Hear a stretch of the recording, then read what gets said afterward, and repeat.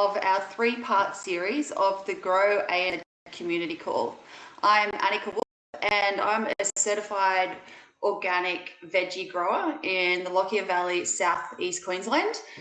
So our first call was addressing farmers and people in the supply chain, and we were discussing the number one thing that all farmers have on their mind, and that is, how do I build financial resiliency? And that is the question of how do I make enough money for my operation and for my family's life? How do I make enough money to withstand the three things that farmers, the outside of farmers control, which is the weather, the market, and the government? And then our second call was for the conscious consumer, the consumer who values food and wants to know where their food comes from. And they're asking the question, how do I know where my food comes from? How can I nourish my family? And how can I do it without going broke? And so tonight is our third call, and we're pulling it all together. So I haven't always lived on a farm. I didn't grow up on a farm. I was actually raised in the ACT, and I met my husband in Egypt. We relocated back to WA where he was from. We lived there for 5 years, and then we decided that we would ship our 7-month-old and a 2.5-year-old across the country and start a life as farmers. We didn't know anything about anything, except I knew one thing, and that is that I wanted to start a farmers market store where I could supply affordable veggies to the community. And so I started this farmers market. The market was new, I was new, but I kept showing up. My first markets, I didn't make a lot of money. In fact, I didn't make a lot of money for quite some time, but my vision was big. I wanted to supply my community with good food. So I kept showing up. And over the time, I saw market storeholders come and go, and some storeholders would show up and they'd have one market, and their feedback at the end of the market was, this isn't for me. I didn't have a high turnover. I don't think I'm going to make much money. And my encouragement every single time was just show up, be consistent, keep showing up, and then the customers will come. And the people like me who have done that, I've been doing farmers markets for a decade now. I've missed one market, and that was because of something outside of my control, which was a flood, and I couldn't make it. And my farmers market store is now booming. And the people that withstood all the challenges and kept showing up, well, their stall is also booming.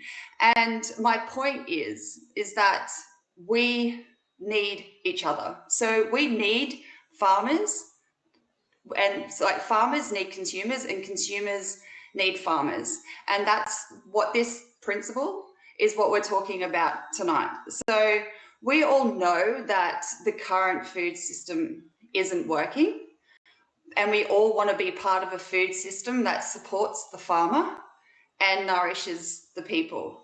So we have tonight a whole discussion around a new paradigm, which you're going to hear language and terminology that potentially you haven't heard before, but I just suggest to just keep showing up.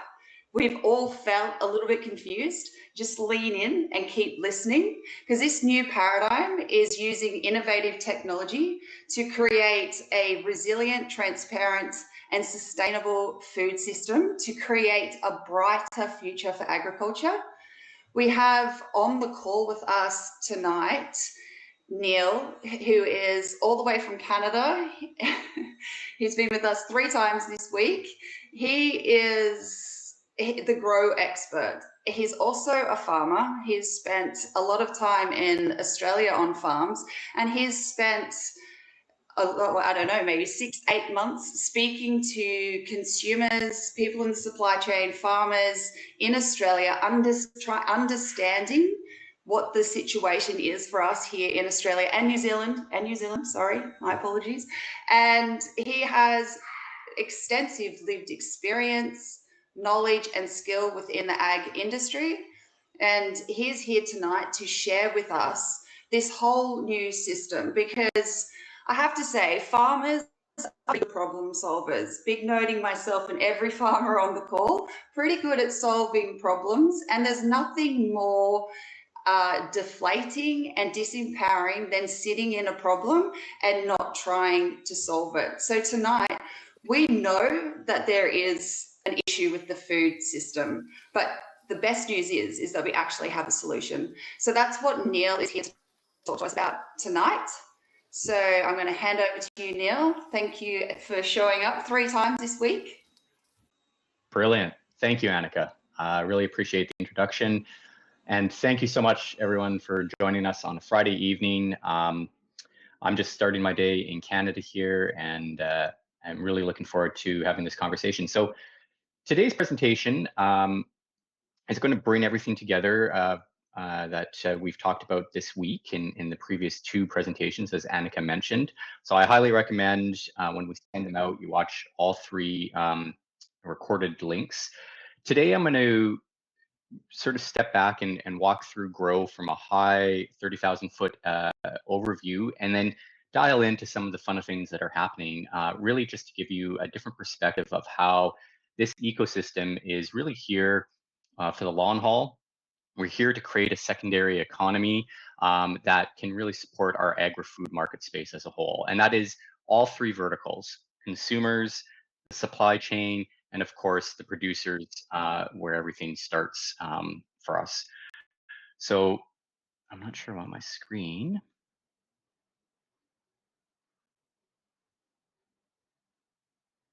There we go.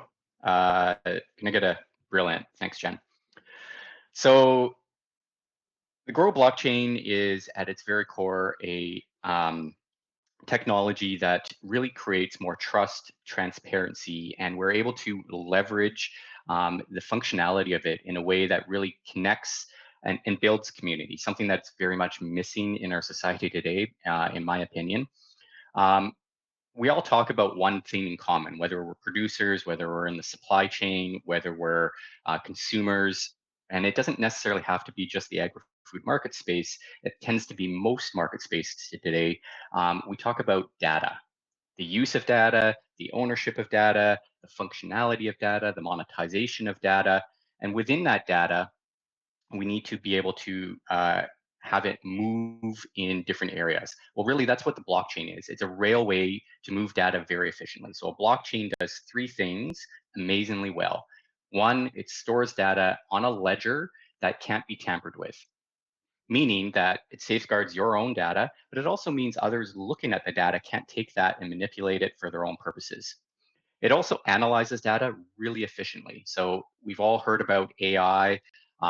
I come from the cattle industry, so AI means something totally different to me, artificial insemination versus AI that we're thinking about. But on the blockchain, when we think about data and AI, we just have a wonderful synergy. So AI and Web3, it's a term that I want you to write down. I'm going to explain it in just a moment. They work hand in hand and better than AI functioning in the generic world that we see today. And then lastly, we can look at creating new revenue streams for everyone, using the monetization opportunities that the blockchain offers and the introduction of decentralized finance. So this is really around self-sovereignty. How do we create sovereignty for the person? How do you create sovereignty for your assets? And how do we create a model where we are functioning within a constraining and very dire times in our agri-food market space, if we look at it, and provide more hope? Well, that's what Grow is doing, and I'm really excited to be able to share this all with you today. I wanted to start with a bit of our ethos, and I'm just going to read this out loud. So there is a right that belongs to every human soul, the right to be nourished, not merely fed, but nourished. And I really want you to underline that, take that into consideration. We need to nourish not only our bodies, but our brain and our soul and our communities. And that extends out to the animals on our land and the biodiversity and the soils. So we can think about this as nourishing people, animals, and the planet. And then lastly, at the bottom here, it is, and you can, by the way, you can pause this when you're on the record, you can read all of this together, but I really like to highlight the top and the bottom. So there is a right that belongs to every human soul, the right to be nourished. It is the natural result of aligned incentives, ethical design, and reverence for life in all of its forms. And so we rise not to conquer, but in cultivation. This is the way forward. This is the Grow Renaissance. So grow is not bringing another revolution where we're going to have end up with somebody's head on the plate and then get into another revolution and then continuous this chasing the tail of revolutions. We're really here to create a renaissance, meaning that it's a collective moving together to create that paradigm shift that Annika was talking about. And it takes all of us. And we really are here to build something that is going to be lasting for generations. I'm setting this up so, my kids can utilize and be part of the grow ecosystem down the road. We want this to be something that is long lasting. This isn't what you have typically heard of Web3 projects, whether that's blockchain or crypto or otherwise. This isn't a get rich quick scheme. This isn't just something that's going to be a flash in the pan. This is something that's actually creating a new economy, something that we can depend on, that creates resiliency, and is going to be a legacy that we can leave. And so who am I? Well, Annika very humbly talked about some of the things I've done, and thank you for that introduction. Um, I, I've just been blessed to be put into some very interesting positions all around agriculture. I grew up in agriculture. I've been in the agri-food market space. I've worked from upstream to downstream, so from the soil all the way through the supply chains and innovative food manufacturing, involved in ag tech, ag funding, and then all the way down to the consumer side. And I am just driven more today than at any other time to continue to be able to spread the message of what we do at the soil level and then bring that through technology and an amazing technology like Grow, so that everyone, including the consumers, can benefit from this ecosystem. Um, I've designed ecosystems. I spend a lot of time talking about hydrology. I've done permaculture. I've worked in organic. I've been part of biodynamic setups. Uh, I am very ingrained into the regenerative modeling. These are all just processes and systems, and they all have a common thread: data. We collect data, we analyze data, we use data, we see what's working and what isn't, the good, bad, ugly, warts and all, and then we continue to iterate in improving our ecological systems. Well, we can take that a step further with Grow now, and we can really leverage some of the other levers that Grow has to offer. So as I continue to talk to each and every one of you, if you want to set up one-on-one calls, and if you're a producer on the line or somebody in the agri-food supply chain, I do come with a wealth of knowledge and a wonderful network behind me, including some of the Grow community members on this call that are all here to share, and myself included, our experiences and what we have to offer, and more importantly, where Grow can help fit into your world and into your life. So let's talk about these concepts of Web 1, Web 2, Web 3. Um, the internet came to us after it was designed for the military, and it is actually centrally controlled. If you actually do your research, there's a few central data centers that control the World Wide Web, which is a bit scary to think about. Um, when it first launched in the Web 1 era and in a little bit into the Web 2 era. But really where I like to start is Web 1. And I talk about this that inherently we trusted everything that was on the World Wide Web when it first came out. I remember looking up information for my reports in school. I remember, just Googling different aspects of the world and being able to just trust the information that was there. Became very social. We took a very large world and we made it very small very quickly with the introduction of social platforms like Facebook. We could find ex-girlfriends. We could find school chums that have moved around the world. And we really started to create a new paradigm of how we interacted as individuals. Well, that very quickly moved into this world of skepticism, partly because everyone tried to find a way to monetize absolutely everything that was going on the World Wide Web. And while I'm a proponent of commerce and I'm a proponent of profitability, those aren't bad words. Um, where we sit today in the Web 2 space is a very scary space. Everything we do is pretty much a subscription service, but the piece that is scary is that we have to enter all our data just to be able to use these platforms. And we don't know what happens with that data. I use Uber as an example. If you've listened to my other presentations, I always pick on them because they know more information about me than I know about myself. I do a lot of travel. They know every credit card that's been compromised, every change of credit card. They know the different pictures I put on. They know every hotel I've been at, every airport. And it's pretty scary.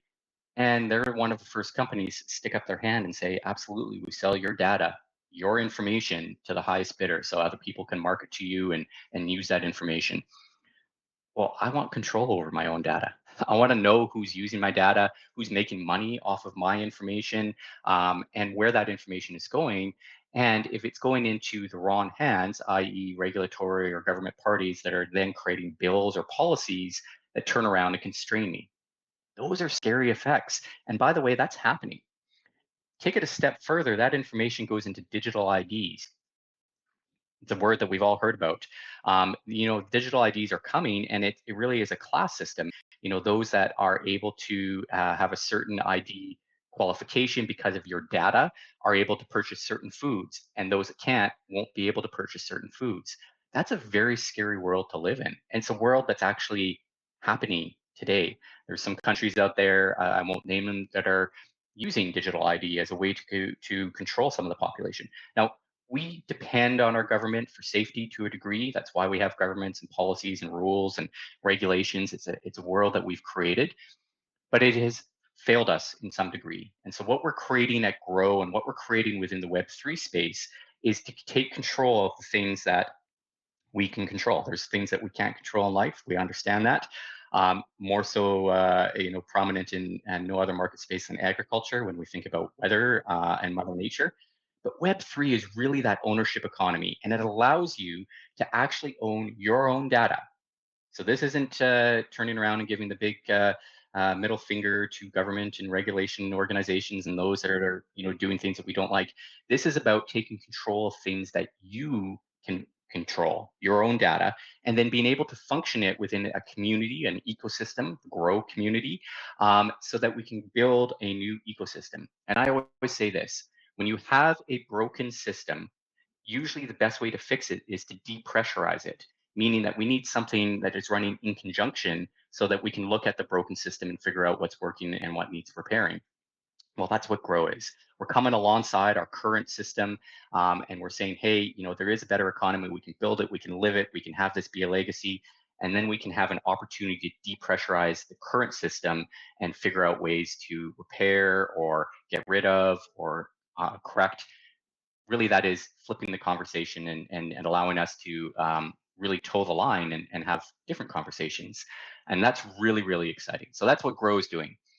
Let's talk about blockchains for a second.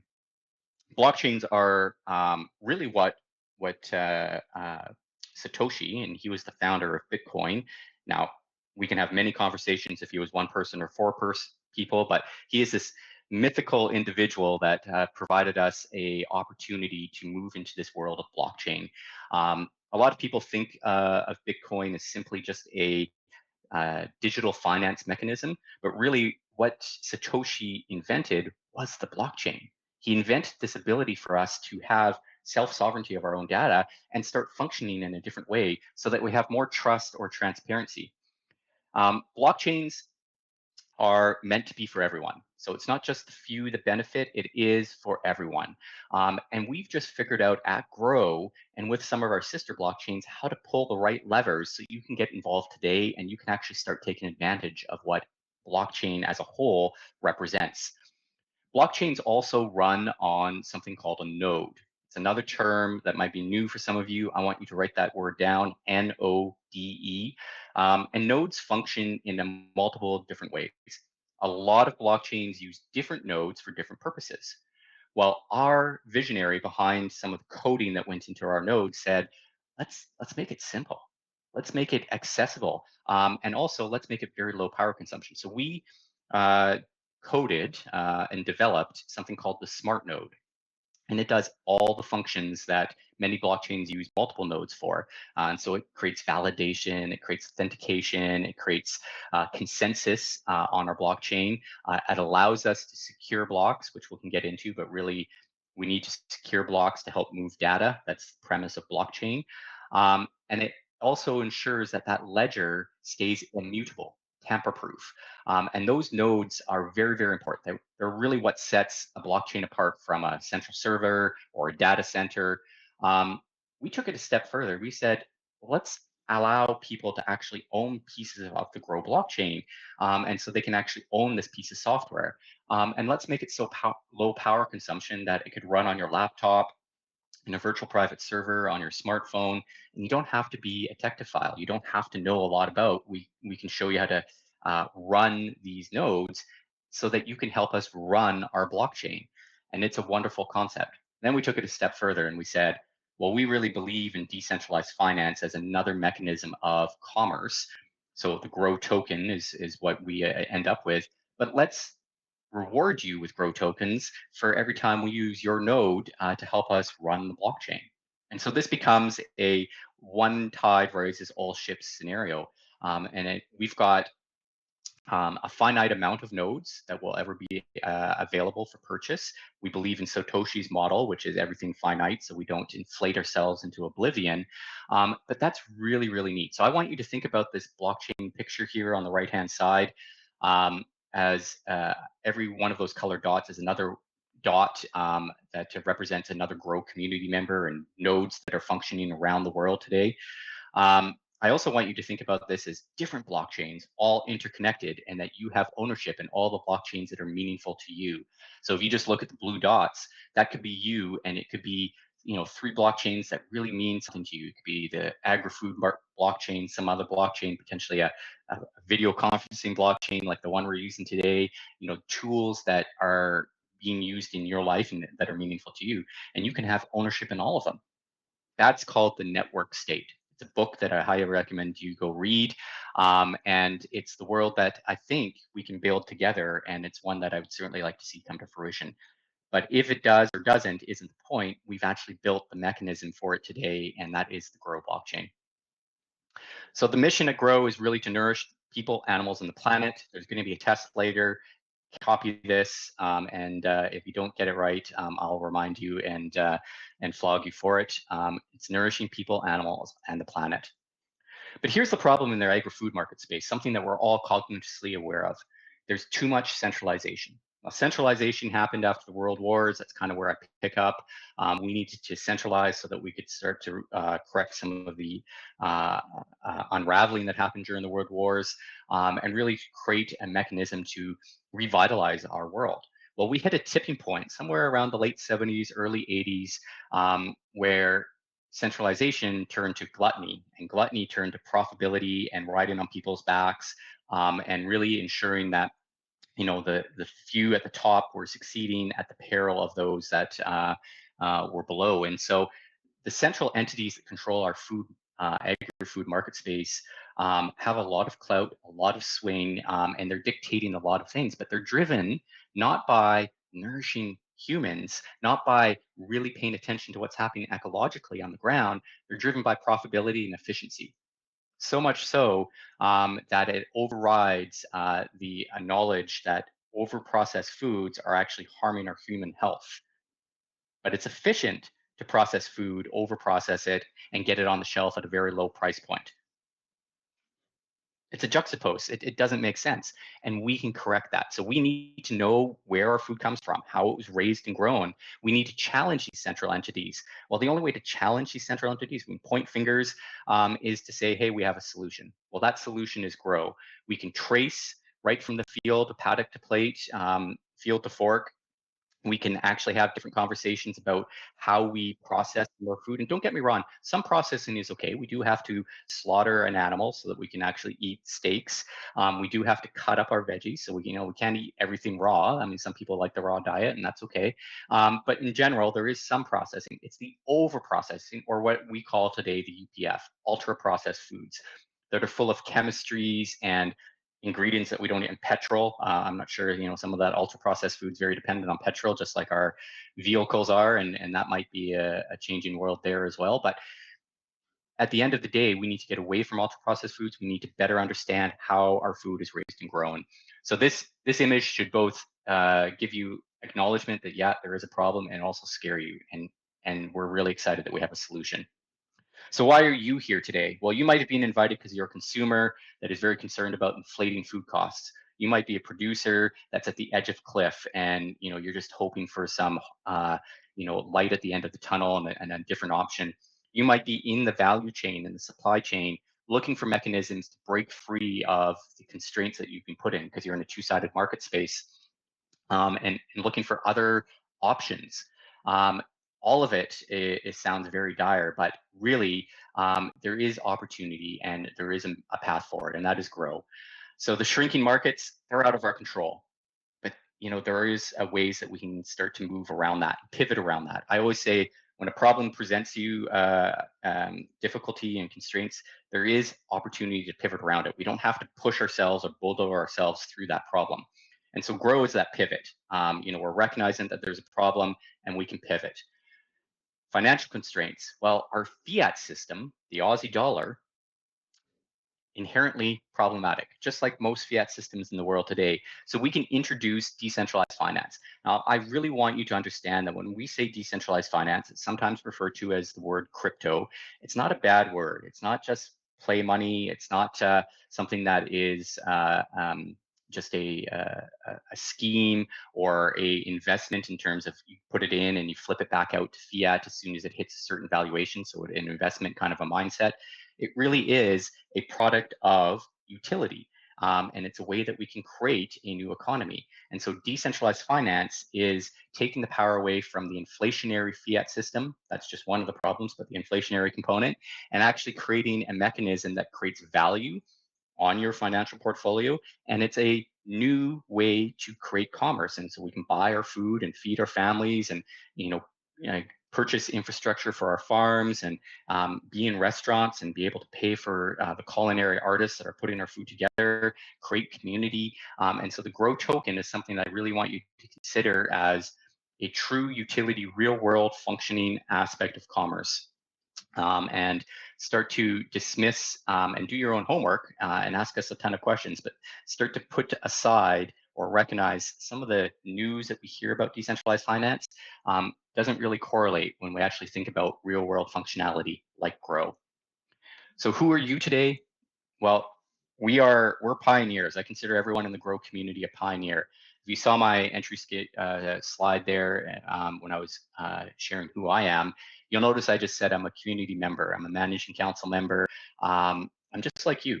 I'm part of the community. I just happen to do a lot of talking about what we're doing at Grow because I'm very invested in and really love what we're building. But it's because we're pioneers. And so I look at farmers as being pioneers right from uh, the time of dawn. We're continuing to iterate and invent and figure out what's working and what isn't. And today I'm asking you to continue to be pioneers. Think about how blockchain and Web3 and decentralized finance can actually play into your operations and how we can start to create that paradigm shift. If you're in the value chain, if you're a consumer, this also is very true. You need to be pioneers.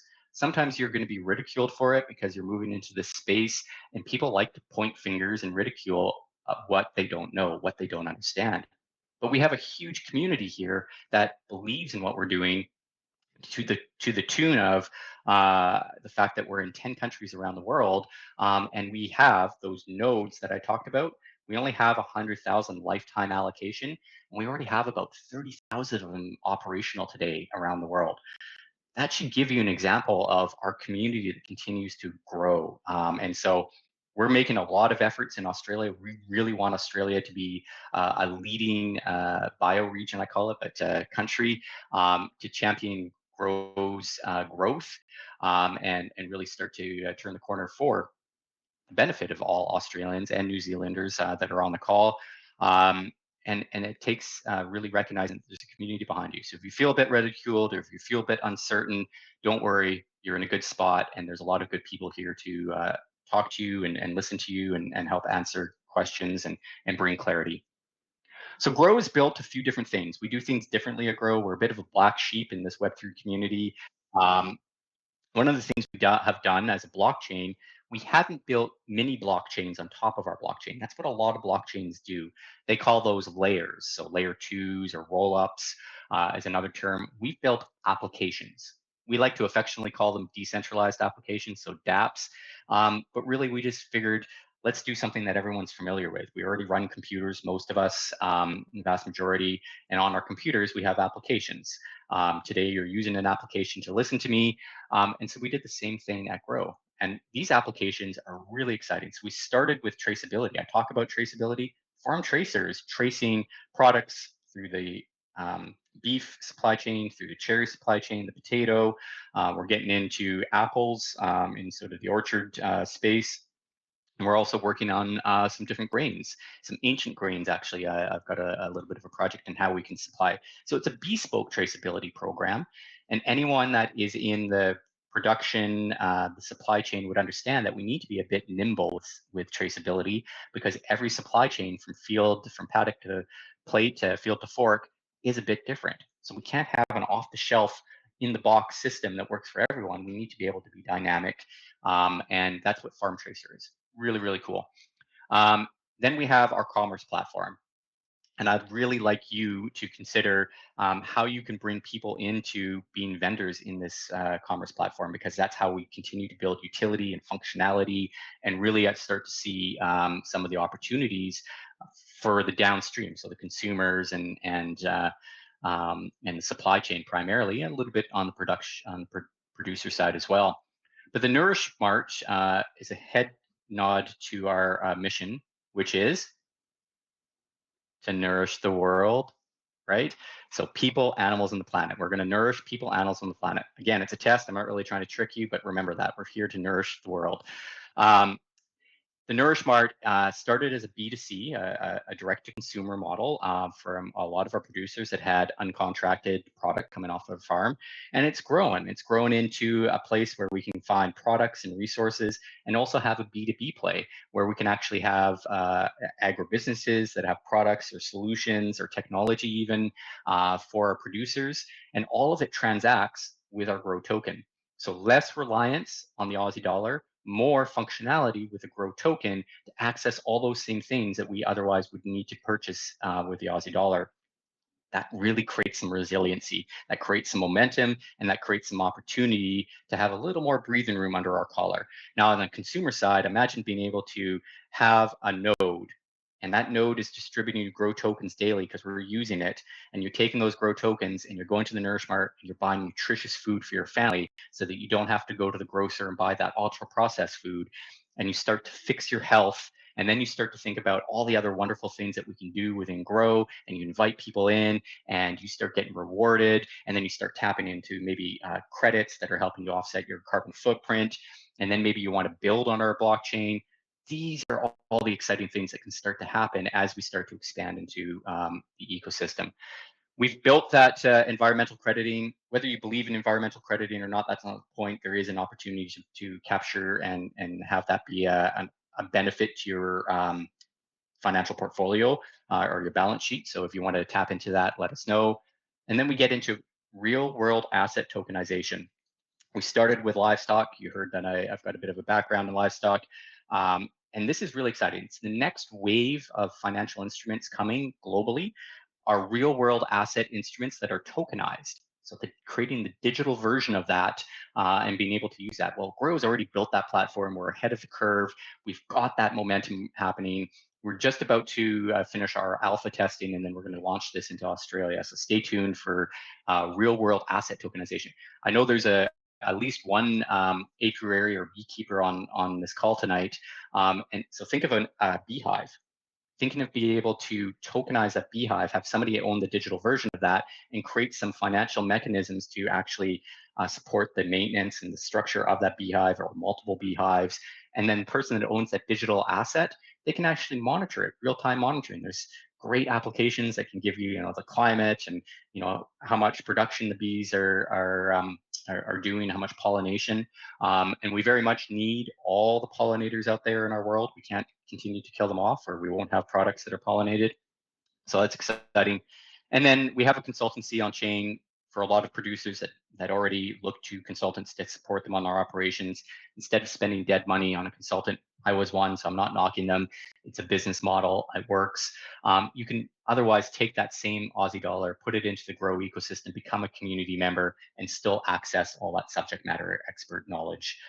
So have your money work for you, and then compound and exponentially be beneficial. Really what we like to say is that we're nourishing the world by bridging tradition with technology. That's how we start to create this new paradigm. So we're taking the tradition of farming, of growing food, of accessing and creating community and breaking bread. By the way, I highly encourage you this weekend to sit down with a candle, break bread with somebody, friends, family in your network. It changes your mindset. It's a very therapeutic, and something that I think is vitally missing from our society today, is the ability to actually share food with each other and then understand how that food's tasting, and what that means to our body. But bridging tradition with technology, that is really what we're doing here at Grow. And so we have farm partners that are already working with us. Just to give you an example, about 17,000 plus irrigated acres, and arable land as well is coming into the picture. We've got tons of cattle between dairy and ranch, small ruminants as well. There's a few producers on here that have sheep and some other small ruminants. And then we have conservation land.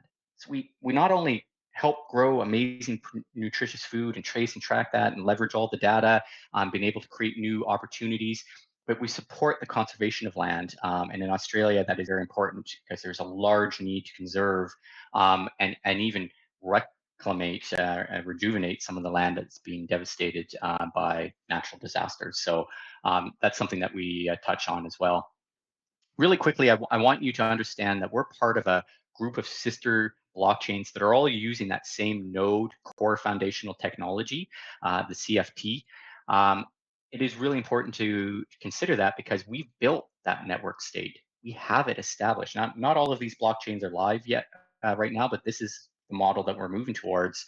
And we're interconnected. So there's interchain operability, meaning that we truly have an economy that can support you as an individual, no matter where you fall, consumer, supply chain, producer, and you can benefit from everything that blockchain and Web3 has to offer. But it starts and stops with food, because if we don't have food, we can't nourish people, animals, on the planet, and then the rest of it, really doesn't make sense. So Grow is a very instrumental component of this beautiful decentralized metaverse that we've built. And I highly encourage you to think about and talk to people that invited you to this call, what this ecosystem is all about. But certainly continue exploring where Grow can fit into your life. So here's the roadmap for Grow. We've launched the blockchain. That was the hard part.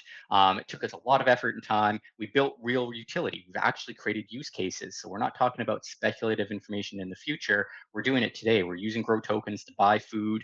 We're creating carbon credits and environmental credits. We're tracing animals from field all the way down to the plate. We're engaging with the supply chain, the consumers, and the producers. We're creating off-farm assets. We're creating new balance sheet diversification for both producers and what I consider the hospitality restaurants. So that's us. We've accomplished number one, hardest part. We got started and we showed up every day, as Annika said, and we kept at it and we kept at it, and here we are. 2 and a bit years later since we launched the market, but 4 years since we actually started the whole journey, and we're still going at it and really excited. We've built the decentralized community, meaning that the founders no longer are leading this community. It is the community that's leading. We have a community council. We have a managing council, which I've been voted into. We have a community council that continues to hold us accountable. We have a governance structure that holds us in line and ensures that the blockchain won't be taken over by central entities, won't be thrown off course. And we are decentralized because our node structure isn't sitting on somebody's data center on a rack, a technology rack, that is very compromisable. And so we are a decentralized community, and that is something that is very rare in the Web3 world. So really take stock of that and take note of that and do your research around that. Today, we're really creating the economy. That's where we are today. And that is, to my point, what vendors could come onto the Nourish Mart? How can we benefit by using Grow more effectively in our everyday use? How can we reduce our reliance on the fiat system, no matter where you are, Australia or New Zealand, or anywhere else in the world? This is where it gets really exciting. This is where we really start to see the snowball effect. I know I'm Canadian, you don't have a lot of snow typically, but this is really how we can start to create some momentum. And so it takes all of us to build the economy and continue to add the aspects of functionality into this. And then we want to continue to scale our products and services, so people either integrating into the blockchain and all the different things that we can do. And by the way, innovation is a wonderful thing. There's probably people thinking about how they can leverage the blockchain that we have built in ways that I haven't even thought about. And so it is a greenfield opportunity and where we can go. And then we want to grow and scale the leadership. So we started as founders, we started this so we could build it and give it away. I don't want to sit as a managing council member forever in perpetuity. I want others in the community around the world to come up and become a managing council member. I want to just be a community member and always be part and leverage the grow community. But that's really about ensuring that we have the knowledge base and people feel comfortable and want to continue championing what we have built. So that's the roadmap. That's how we're going to continue to be successful. It is for the long haul. It isn't for the short haul. We're already, as I mentioned, in numerous countries, and you can see here, I've really highlighted, we're really focusing on Australia. Australia to us is the next major expansion point and where we think we can provide a lot of value and benefit and support. And so really focused and encouraged to be here. Really quickly, RWA tokenization, is that next movement that's happening, and this is creating those digital components. So you can actually today, the alpha test, and you can own a digital version of a cow, and upfront capital goes to those cattle stations so that they can rear or raise those animals, and it could be any animal, but we started there just because we knew that supply chain really well. It also doesn't mean that the cattle station loses the deed or bond or title to that animal, or that might be held by the bank system. It really does mean we're creating a secondary or mirrorment, a digital asset component, and that's really exciting. And so the experience of this has been very successful. We have 200 cows that have already been purchased. We're tracing them. Some of them are from birth, so first drop, and we're going to watch them be raised. And some of them are surrogate cows that were purchased. So that AI was talking about, they're actually going to be birthing very specific genetic makeup of cattle that are really good with O3, O6. By the way, if you know nothing about meat, start doing some research about O3, O6 in your meat and what that does to your health. It's very important to start to understand that. Blockchain animals. This is going to go across all the biodiversity stream. So not everything has to be for the human consumption, but we can own horses, we can own swine, pigs, goats for milk. The digital version of these are all available, and it's going to sit in your digital wallet. And it's exciting. We can also start to own maybe just a corridor of crops in somebody's field. The digital version of that, they are the real world asset digital version. Think about an orchard, thinking about a fruit tree anywhere in Australia, and actually having the digital ownership to that fruit tree and seeing it blossom, and then reaping the rewards during harvest, where you get a box of whatever that fruit, mangoes, on your doorstep. That's the exciting part. You can help the farmers, they can help you, and we're nourishing the world. And we can do that because the blockchain is creating that trust, transparency, traceability, and line of sight. Environmental credits, as I mentioned, and then land. We can actually start to hold back some of those purveyors, developers that are coming to take away our land, and we can start to create some mechanisms of financial security by creating digitized tokenization of land so that we can secure it. I'm also speaking directly to all you farmers that are out there on the call today. We have been educated that to stay profitable, we need to continue to purchase more land. I really want you to think about doing more on the land that you currently have and maximizing the land capacity. That includes creating digitized, tokenized RWA, but maximizing your land capacity is something that we don't think about. And we could probably get way more out of the use of your current land system just by helping you with your system than you think you can today. So I'm really going to challenge you on that. Nourish Pay. This is going to be a mechanism of a product that you can actually purchase. And if you went into a restaurant, farm to table restaurant, let's say, and you spent Aussie dollars and submitted a receipt, you get paid back in Grow tokens. Now imagine that restaurant was accepting Grow tokens. Well, we would reward both parties. We would reward the restaurant and you, because this Nourish Pay product is going to be out there. So this is something that we've just finished building and we're going to be launching fairly soon here. But these are the neat tools that are coming down the pipeline for everyone involved. Again, bridging tradition with technology. So how and why we're growing and improving our ecological systems, and then the technologies that allow us to find different financial outcomes and really have sovereignty over what happens. And so this is bridging that gap and bringing us closer together. And as I start thinking about all the information I've just fired at you, and you're going, oh man, I'm drinking through a fire hose this evening. It's Friday. Maybe a couple of wobbly pops in. Don't worry, we have a great education platform, and that is called the Grow School. And so make sure you find your way through one of the links into the Grow School. We have community members in there posting. We have education segments. We're going to be posting some of these videos in there as well that we've recorded. So it's a great platform to continue to go and edify yourself and ask questions and really get some of the clarity that you're looking for. And it's free. This is free for you to join. You can do your own homework. You can be part of the community and really start to get familiar before you take the plunge and join us. So why are you here? What's driving you today to think about doing something different than a current system? What's bothering you? What's irking you? What's concerning you? What's keeping you up at night? Those are the questions I want you to ask yourself, because Grow is here to serve a purpose. That purpose is to nourish people, animals, and the planet by bridging tradition with technology. But it usually is fueled because of something that is making us a little bit uncomfortable. So recognize what's making us uncomfortable, recognize why we're doing this. This is a picture of my wife. I'm doing this for our family. Family is very important for me, and leaving a legacy. We've got 2 kids. We want to make sure that they continue to have the best outcomes in terms of their food and their health. I'm also doing this for the producers. So those 5 hats, just let that sink in. This is a stat in Australia. We've created a system that is fundamentally broken, and there are people that have no other options than to choose not to be here because they feel that's the best option for their families. They feel at the edge of the cliff, and suicide is in agriculture not talked about enough.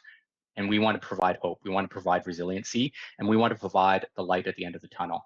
So I want us as a community to continue to support agriculture as a whole, no matter where you fall on that picture, and really start saying, hey, you don't have to be at the edge of the cliff. We can walk back from that cliff. It's not going to be comfortable, though. It's going to feel a bit awkward. You might be ridiculed, but you have a community behind you, and we want to champion you, and we want to build this new economy. So those are the reasons I'm here. That's what gets me up every day, and including meeting all you wonderful people and interacting with you. But these are my whys, and so find your why, and that really can connect you to what the purpose and the mission is of Grow.